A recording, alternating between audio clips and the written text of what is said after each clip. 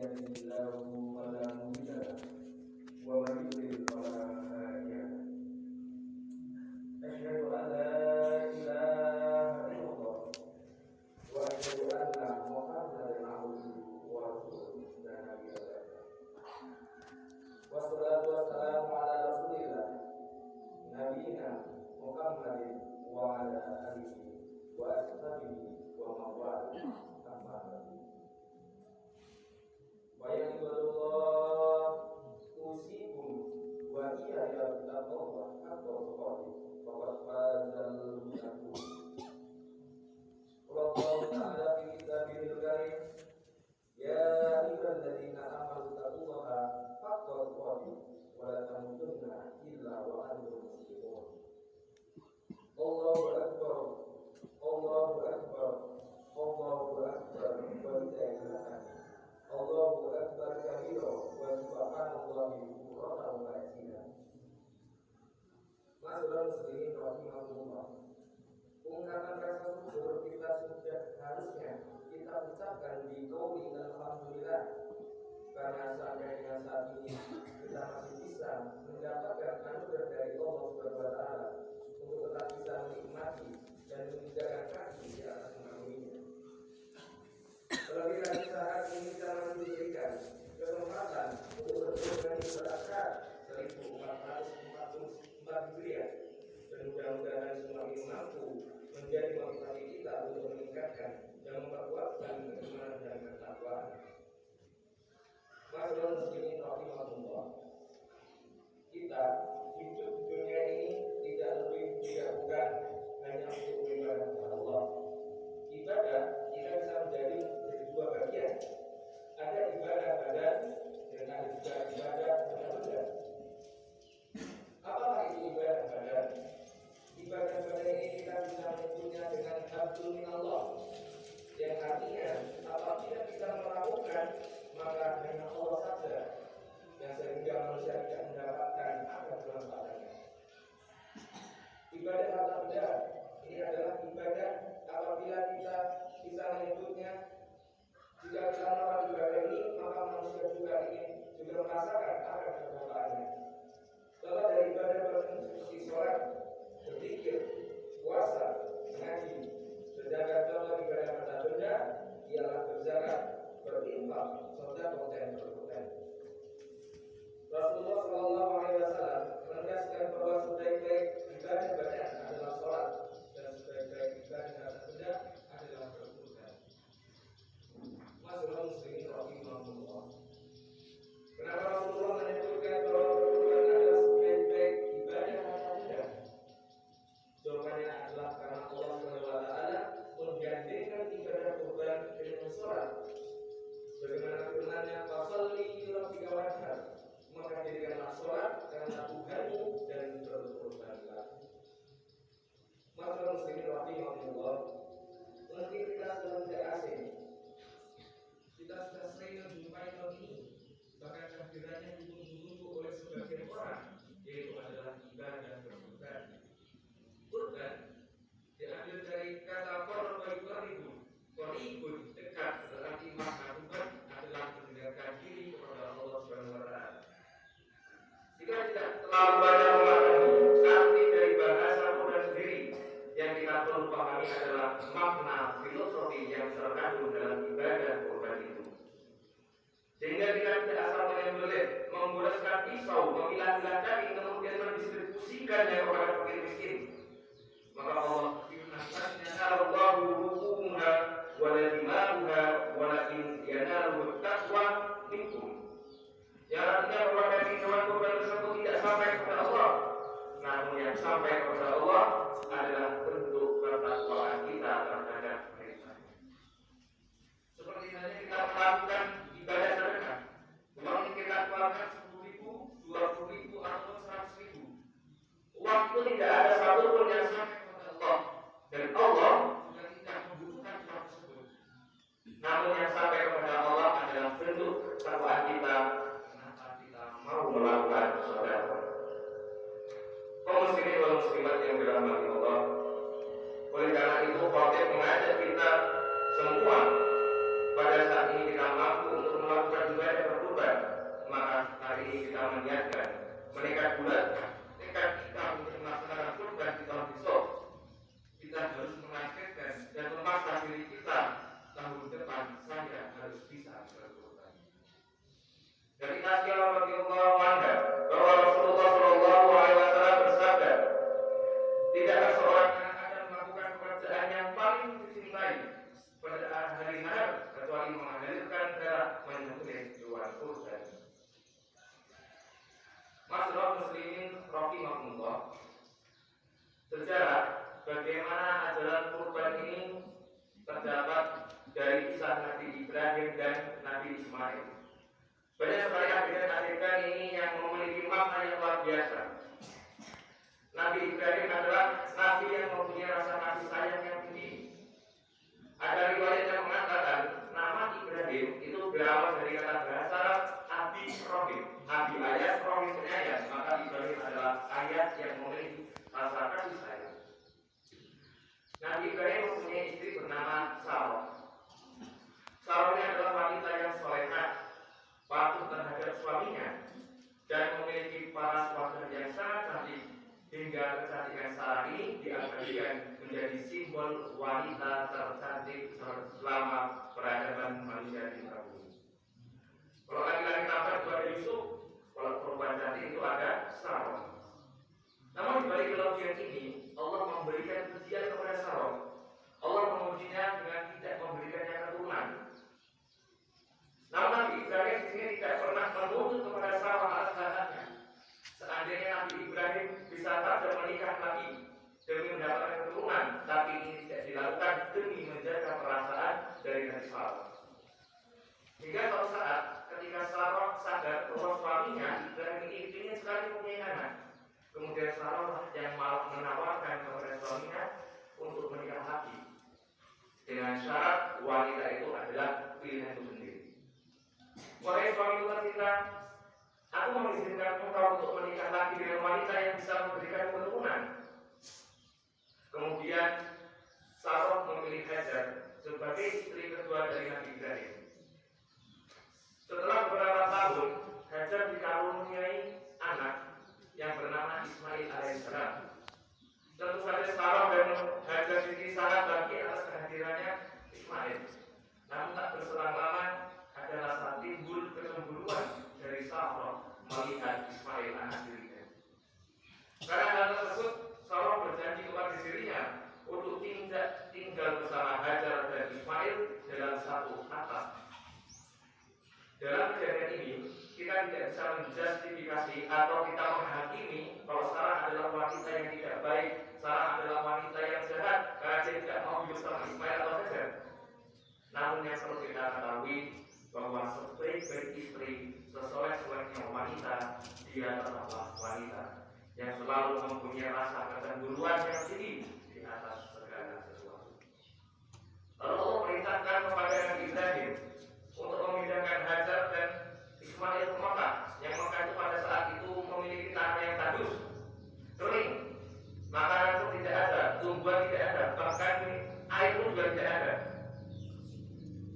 Seperti diriwayatkan dua sejarawan At-Tabari dan Ibnu Katsir, di sanalah Nabi Ibrahim alaihissalam meninggalkan Hajar dan Ismail. Sebuah riwayat yang menceritakan bahwa Nabi Ibrahim alaihissalam tidak menolak sedikit pun ketika meninggalkan Hajar dan Ismail, meskipun Hajar terus menangis dan memanggilnya. Semakin jauh Ibrahim meninggalkannya, maka Hajar selalu mengejar dan mengatakan, wahai suami tercinta, mau dibawa kemana aku ini? Apakah engkau tega meninggalkan aku dan Ismail di sini, di tanah yang sangat tandus, tidak ada kehidupan sama sekali? Kemudian Nabi Ibrahim selalu menangis tersenyum dan tidak mau menjawabnya. Kemudian Hajar bertanya, wahai suami tercinta, apakah ini perintah dari Allah? Kemudian Nabi Ibrahim menjawab, benar, ini perintah dari Allah. Berdasarkan suatu keterangan tersebut, Hajar lalu berkata kepada Ibrahim, wahai suami tercinta, jika ini perintah dari Allah, maka tinggalkan aku di sendirian. Karena aku yakin, jika ini perintah dari Allah, maka Allah akan memberikan hikmah yang luar biasa, akan mengangkat derajatku. Aku percaya itu. Kemudian Nabi Ibrahim meninggalkan Hajar dan Ismail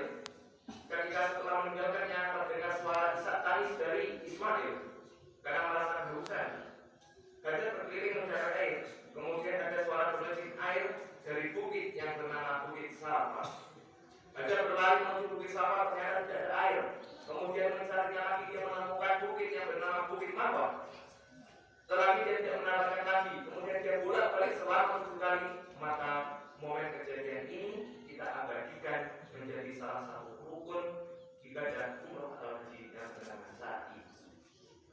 Dalam keadaan puasa, Hajar berdoa kepada Allah untuk melindungi putranya. Tak lama Allah memberikan mukjizat, kaki Ismail mulai bergerak-gerak, tumitnya dihentakkan ke tanah yang besar. Tanpa diduga, air begitu deras mengucur dari hentakan kaki Ismail. Sumber mata air tersebut kini kita kenal sebagai air Zam-Zam, yang sampai sekarang ini air Zam-Zam tidak pernah cukup, meskipun selalu digunakan setiap hari. Masyaallah muslimin rahimahullah, setelah bertahun-tahun Nabi Ibrahim meninggalkan Ismail dan Hajar, maka di sini Allah membolehkan Ibrahim untuk membawa Hajar dan Ismail kembali ke rumah. Setelah membawanya pulang ke rumah, Nabi Ibrahim bermimpi. Kemudian mimpi Ibrahim diceritakan kepada Ismail dengan perasaan yang sangat sedih. Ya Bunayya, wahai anakku tersayang, aku bermimpi Allah telah menyuruhku untuk menyembelihmu. Bagaimana perasaanmu, wahai Ismail? Berdasarkan dari cerita ini, ayah Ismail tidak melontarkan kata-kata kasar, tidak melakukan kata perlawanan. Dia tidak membicara, wahai ayahku, aku ini adalah anakmu. Kamu begitu teganya membunuh darah dagingmu. Aku ingin normal seperti orang biasa. Aku ingin jalan-jalan bersama ayah. Aku ingin hidup bersama ayah. Kenapa kau tega seperti itu? Tidak, wahai jemaah. Nabi Ismail tidak berbicara seperti itu. Nabi Ismail setelah mendengarkan perkataan dari ayahnya berkata, ya abadi, jika itu perintah dari Allah, if'al dalam bahasa Arab berarti kerjakanlah dengan segera, jangan ditunda-tunda. Pada akhirnya Nabi Ibrahim pun membawa Ismail ke sebuah tempat bernama Jabal Qurban. Nabi Ismail dibaringkan dan ditutup wajahnya dengan kain. Tetapi ketika Nabi Ismail hendak dipenggal kepalanya, datanglah sebuah malaikat Jibril untuk menceritakan Nabi Ibrahim. Atas izin Allah, Jibril menggantikan Ismail dengan para nabi. Kemudian ia memerintahkan Nabi Ibrahim untuk menyembelihkannya tersebut sebagai pengganti Ismail. Masyaallah muslimin rahimahullah. Di sini kita bisa belajar adegan Nabi Ismail diganti menjadi kambing. Maksud ini bukan berarti Nabi Ismail tiba-tiba menjelma atau berubah menjadi kambing. Tapi maksudnya dari ini adalah kambing tersebut keluar dari sebuah batu, yang kemudian Allah menyuruh kambing tersebut untuk menggantikan posisi Ismail. Dan di situ Ismail menyaksikan tragedi ayah menyembelih kambing. Masyaallah muslimin rahimahullah. Kita bisa mengambil hikmah dari kisah Nabi Ibrahim dan Ismail, yaitu bukti ketakwaan sehingga berakhir dengan kebahagiaan. Kita juga bisa mentadaburi kekuatan dan kehebatan dari sebuah takwa, terutama kisah dari Nabi Musa. Nabi Musa ini adalah salah satu nabi yang mempunyai kisah paling banyak yang terdapat dalam Al-Quran. Cerita ini terdapat pada surat kisah-kisah atau yang sering kita ketahui surat Al-Qasas. Suatu ketika Fir'aun bermimpi akan digulingkan kekuasaannya oleh seorang laki-laki Mesir. Mimpi inilah yang membuat Fir'aun merasa takut, sehingga dia membuat aturan di negaranya, yaitu membunuh bagi laki-laki yang terlahir.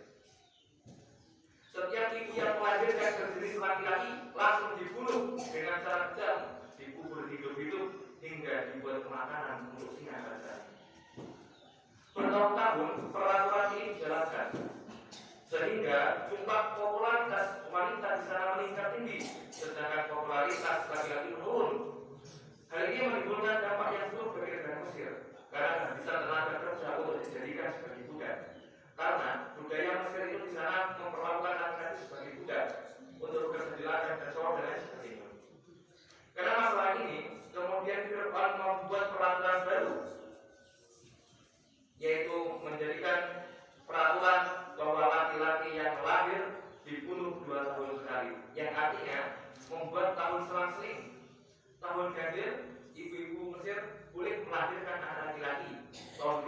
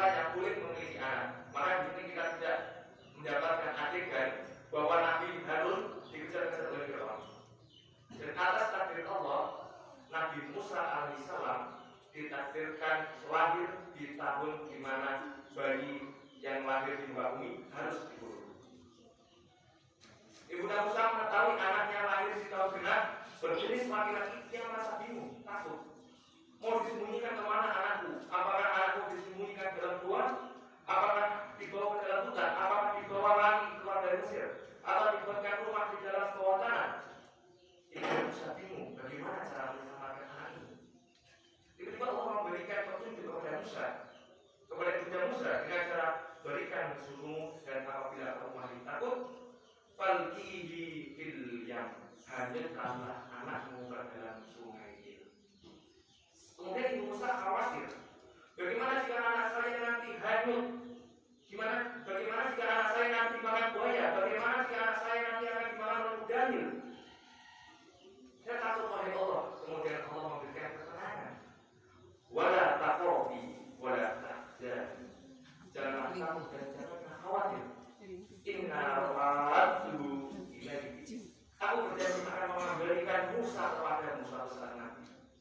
Setelah itu Ibu Musa menghanyutkan bayi Musa ke dalam sungai ini.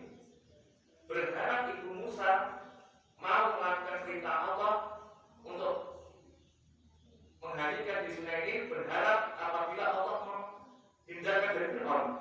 Tapi bukan malah menghindarkan, Allah malah mendatangkan bayi itu datang ke kerajaan. Yang sudah pastinya nanti akan bertemu dengan Fir'aun. Mungkin jika kita pikir menggunakan logika sederhana, pasti kita sudah tidak sejalan apa maunya Allah. Ibu Musa berharap bahwa anaknya nanti jika dihanyutkan dalam sungai Nil, nanti akan terhindar dari Fir'aun. Bukannya malah terhindar, malah Allah hanyutkan ke dalam istananya. Sehingga di istana itu nanti akan ditemukan oleh istri dari Fir'aun, Asia. Ini adalah unik. Cara Allah sangat unik. Kita harus yakin bahwa Allah tahu apa yang terbaik bagi kita. Setelah pulang dari tempat, Fir'aun kaget. Di sana ada bayi. Fir'aun sangat takut. Bayi ini hasil dari buangan orang yang tak bersalah. Setelah melihat bayi itu, Fir'aun mengambil pedang kemudian untuk menabas leher bayi tersebut. Namun kejadian ini dihalang-halangi oleh Asia di Fir'aun. Asia berkata, wahai suami tersayang, sesungguhnya bayi ini telah menjadi penyejuk mata bagiku dan bagimu. Kemudian Fir'aun menjawab, iya, ini bagimu, tapi tidak bagiku. Asia pun terus memohon, jangan engkau membunuhnya wahai suamiku, aku sangat menyayanginya, aku sudah menganggapnya dia sebagai anak sendiri. Karena di saat itu Asia dia tidak mempunyai keturunan, sehingga rasa malas dan memohonnya kepada suaminya ini membuat hati Fir'aun turun. Namun Fir'aun membuat peraturan sebaliknya. Aku mengizinkan kamu untuk merawat bayi ini, tapi dengan satu syarat, jika bayi ini nanti sudah besar, kembalikan kepadaku, maka aku akan membunuhnya. Masyaallah muslimin rahimahullah, Allah telah melewatkan menyelamatkan bayi Musa dalam hati kasih sayang Asia. Beberapa saat kemudian bayi itu mulai menangis karena merasa haus. Maka Asia memberikan susu yang terbaik di sana, namun tidak ada satupun yang cocok.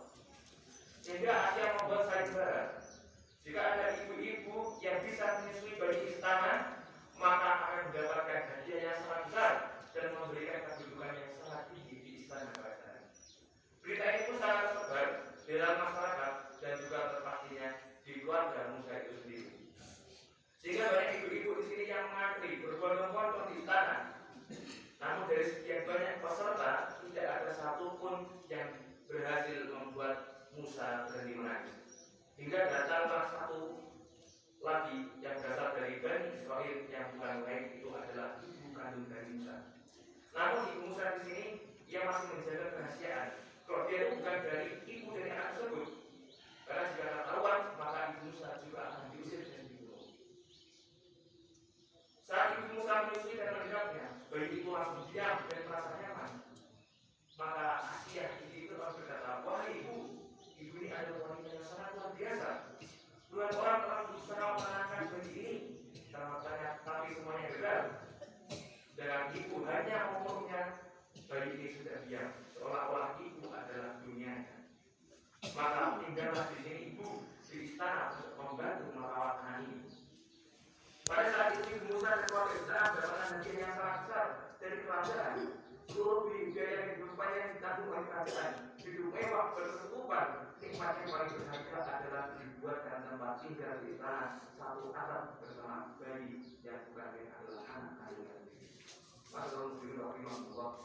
Pada apa yang kita dapat kita ambil dari kisah Musa, bukti dari ketakwaan dan keimanan Ibu Musa membawakan hasil yang manis.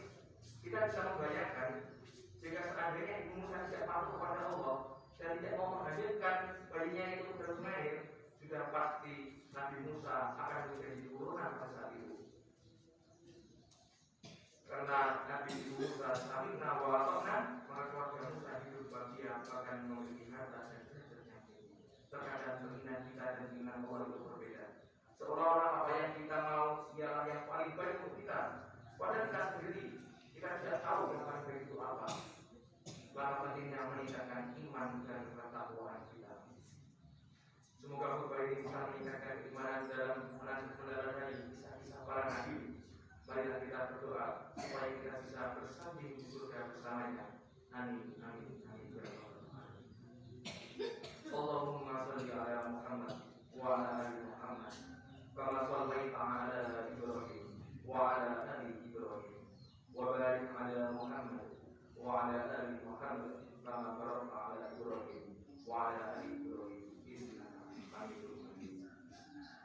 Allahumma fir lil muslimina wal muslimat wal mu'minina wal mu'minat al ahya'i minhum wal amwat innaka sami'un qaribun mujibud da'wah wa qadiyal hajat.